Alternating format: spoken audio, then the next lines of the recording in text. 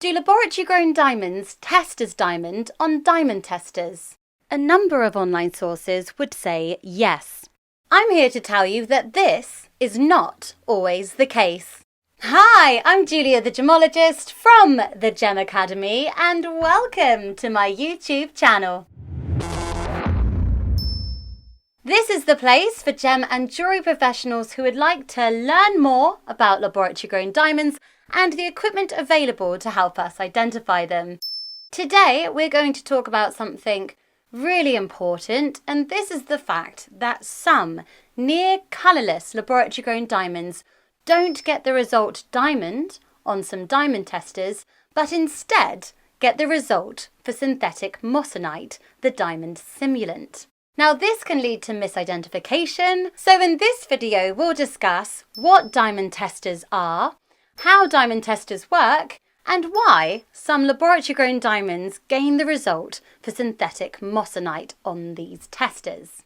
When we talk about diamond testers, we're usually referring to small handheld testers that help us identify diamonds from diamond simulants. So using a diamond tester may be the first thing that jewellers and pawnbrokers use when wanting to check whether a stone is a diamond or not.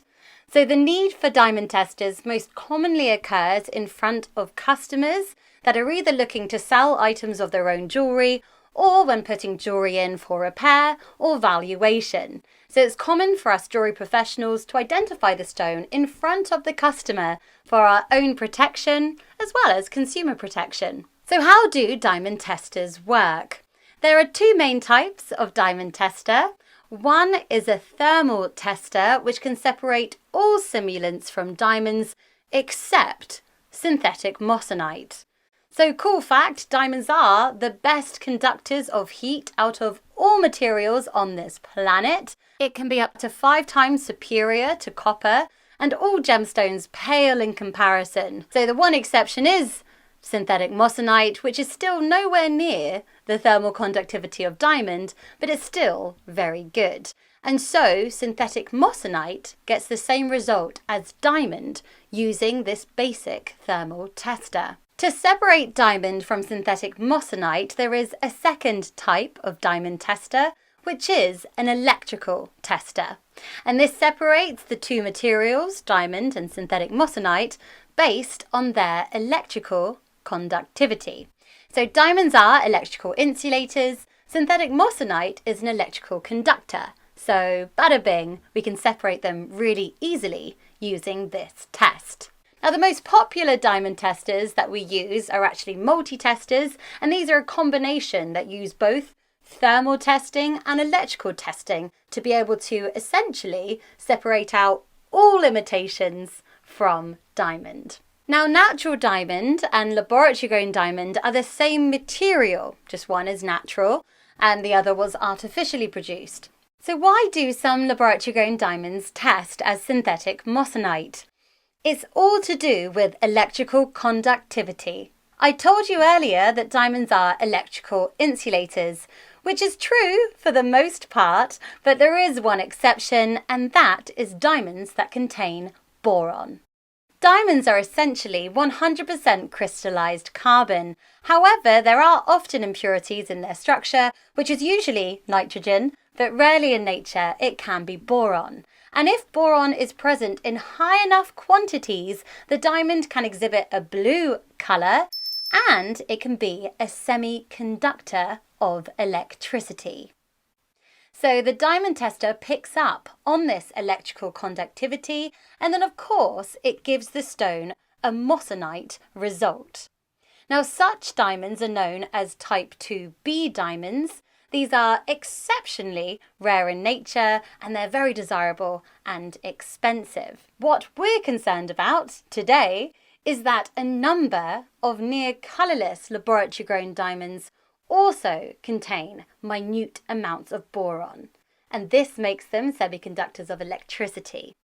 Now these laboratory-grown diamonds are grown specifically through HPHT synthesis. Now it's the smaller melee laboratory-grown diamonds that are most at risk at being misidentified, as these are unlikely to have a laser inscription, very unlikely to have an accompanying, I can't say that word, to have a diamond report, and they're also more difficult to observe, and there's usually lots of them. So diamond testers are usually a go-to instrument for identifying these stones.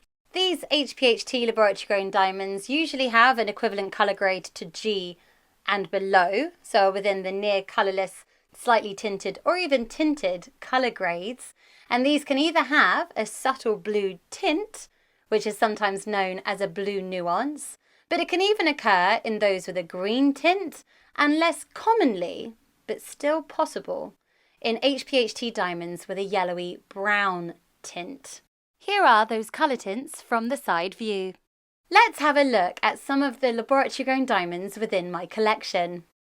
On this diamond multitester by GemTrue, a green result means moissanite, or rather that the stone is a conductor of electricity, and a blue result means diamond.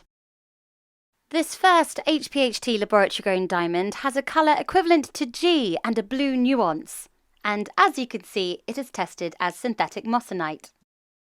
This stone has a subtle green tint and tests as a synthetic moissanite.